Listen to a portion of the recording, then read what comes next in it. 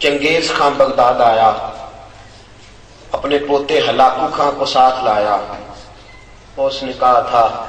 میں کوئی مسلمان زندہ نہیں چھوڑوں گا، مصطفیٰ کا کلمہ پڑھنے والا کوئی موجود نہیں رہے گا، میں صفحہ ہستی سے مٹا دوں گا وہ لب جو نبی پہ درود بھیجتے ہیں، اور میں نکال دوں گا وہ آنکھیں جو قرآن کی تلاوت کرتی ہیں، اور میں کاٹ دوں گا وہ گردنیں جو اللہ کے حضور سجدہ ریز ہوتی ہیں۔ میرے عزیزو، اسی بغداد میں، اسی شام و ایران میں کربلا لگی اور مسلمانوں کے سر کٹے، اتنے سر کٹے کہ ہلاکو خان نے اعلان کیا تھا جو ایک مسلمان کا سر کاٹ کے لائے گا میں 40,000 دینار انعام دوں گا۔ لوگ بھاگتے پھرتے تھے، چاہیے تھا نا لوگ کلمہ بدل جاتے، موت سے ڈر جاتے، لیکن آپ کو حیرت ہوگی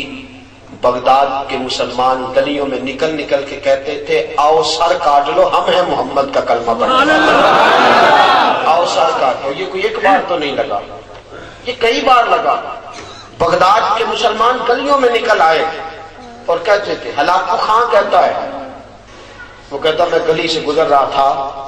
تو پیچھے سے ایک بوڑھی اماں کی آواز آئی، کہنے لگی ہلاکو خان پلٹ کے دیکھ تو صحیح، میرے تو نے صرف 2 بیٹوں کا سر کاٹا ہے، ابھی میرے 4 پوتے باقی ہیں، کہیں ایسا نہ ہو کہ بغداد کی ساری مائیں بازی لے جائیں اور میں پوتے بچا کے رکھ لوں، میرے بھی 2 ہیں، آ جا۔ میرے عزیز، یہ کئی بار، اس کے بعد کئی بار یہ کربلا لگی، اور میں نے کہا ابھی کئی بار لگے گی، میں اور آپ ذہنی طور پہ تیار نہیں، پر ہمیں ہونا چاہیے۔ یہ کئی بار لگ چکی ہے۔ ہلاکو خان اتنا اس نے سر کاٹا مسلمانوں کا کہ سروں کی کھوپڑیاں بنا دی، کھوپڑیوں کا اس نے جمع کر کے کھوپڑیاں ان کا ایک مینار بنایا، مسلمانوں کی کٹی ہوئی کھوپڑیوں کا سروں کا مینار تعمیر کیا،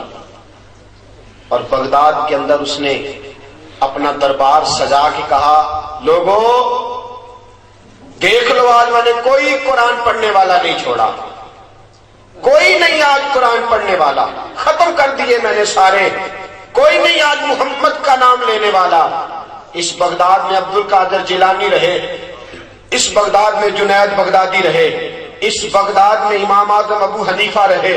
اس بغداد کے اندر بڑے بڑے نامور مسلمان رہے، آج میں نے کوئی نہیں چھوڑا۔ ہلاکو خان کا اپنا پوتا 18 سال کا نوجوان اس کی بغل سے نکل کے کھڑا ہو گیا، کہنے لگا دادا تجھے غلطی لگ گئی ہے، قرآن پڑھنے والے تو ابھی بھی موجود ہیں۔ اس نے بسم اللہ پڑھی، الحمد سے قرآن شروع کیا اور والناس تک سارا ہی قرآن سنا دیا، سارا قرآن سنا دیا۔ اس نے کہا تمہیں پتہ نہیں کہ یہ کوئی کسی بندے کا کلام نہیں، یہ اس خدا کا کلام ہے جو کہتا ہے انا نحن نزلنا الذکر وانا لہ لحافظون، میں نے اگر نازل کیا ہے تو میں اس کی حفاظت کرنا بھی جانتا ہوں۔ فرمایا دیکھ ہلاکو خان کا اپنا پوتا مسلمان ہوا، اسی دادا کا پاسباں مل گئے کعبے کو صنم خانے سے، اسی دادا کا پوتا میدان میں نکلا، وہ جدھر جدھر جاتا تھا اسلام کی بات کرتا جاتا تھا، وہ جہاں جہاں جاتا تھا مسلمانوں کے لیے مدارس تعمیر کراتا تھا، مساجد تعمیر کراتا تھا، دین کے مبلغین کو موقع فراہم کرتا تھا۔ میرے عزیزوں، کئی بار یہ کربلا لگی، کئی بار ایسا بھی ہوا کہ عیسائیوں نے صلیبی جنگیں چھیڑ دی، آج بڑے خیر خواہ بنے پھرتے ہیں نا، اور میری ملت کا جوان بھی وہ کہتا سارا کچھ بک جائے، کسی طریقے سے امریکہ کی نیشنلٹی مجھے مل جائے، سارے طریقے استعمال کروں، کسی طریقے سے لندن والے مجھے رکھ لیں۔ تجھے پتہ ہی نہیں یہ تیرے حبیب کے دشمن ہیں، یہ تیرے دین کے ڈاکو ہیں، یہ چور ہیں، یہ جتنا مرضی گورے رنگ کا لبادہ اوڑھ لے لیکن اندر سے بڑے گدلے ہیں، بڑے میلے ہیں، اور ان کے دلوں میں بڑا بغض ہے اسلام اور بانی اسلام کا۔ میرے عزیزوں، وقت بدلا، صلیبی جنگیں چھڑ گئیں، عیسائیوں نے مسلمانوں کو پکڑ کے ان کی کھلڑیاں ادھیڑی، ان کھلڑیوں کے اندر بارود بھرا، گندگی بھری، سڑکوں پہ پھینکی، بڑا ستایا ہے اسلام کو، اللہ نے ایک صلاح الدین ایوبی پیدا کیا۔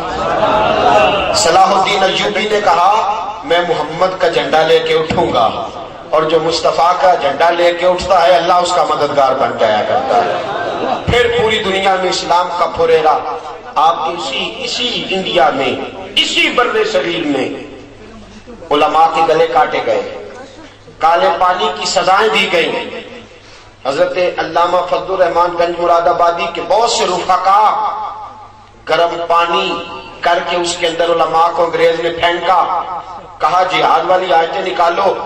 ورنہ تمہیں مار دیا جائے گا۔ حضرت علامہ ابو الحسنات کو سزائے موت سنائی گئی، علامہ خلیل الرحمان سید خلیل الرحمان کو سزائے موت سنائی گئی۔ عزیزو یہ بڑی دفعہ کربلا لگی ہے، میں کیا کروں، کہاں سے دل آپ کو کھول کے دکھاؤں، کتنی یادیں ہیں ایسی جو تڑپ رہی ہیں، جو مچل رہی ہیں۔ حقیقتیں آشکار کر دے، صداقتیں بے حجاب کر دے، ہر ایک ذرہ یہ کہہ رہا ہے آ اور مجھے آفتاب کر دے، کہو تو راز حیات کہہ دوں، حقیقت کائنات کہہ دوں، وہ بات کہہ دوں جو پتھروں کے دلوں کو بھی پاش پاش کر دے۔ عزیزو بڑے زخم کھائے اس قوم نے، بڑی تکلیفیں سہی، کئی بار مسلمان لٹے، اور یہ آج اس دھرتی پہ آپ بیٹھے ہیں، دھوکہ تو یہی دیا گیا تھا نا کہ یہ دین کے نام پہ بنایا گیا، پراپوگنڈا تو یہی تھا نا کہ پاکستان کا مطلب کیا، لا الہ الا اللہ۔ دھوکہ تو یہی دیا گیا تھا نا کہ یہ وہ علاقہ ہوگا جہاں اسلام نافذ کیا جائے گا، جہاں دین کی بات کی جائے گی، یہاں کا حکمران قرآن و سنت کے مطابق فیصلہ کرے گا۔ آج بھی 108 سال کی وہ اماں کراچی کی ایک بستی میں رہتی ہے۔ 1947 میں اس اماں کے 4 جوان بیٹے ہندوؤں نے کاٹ دیے تھے، اور اس کی بیٹی کی عزت اس کی آنکھوں کے سامنے تار تار کر دی تھی۔ وہ 14 اگست کا دن آتا ہے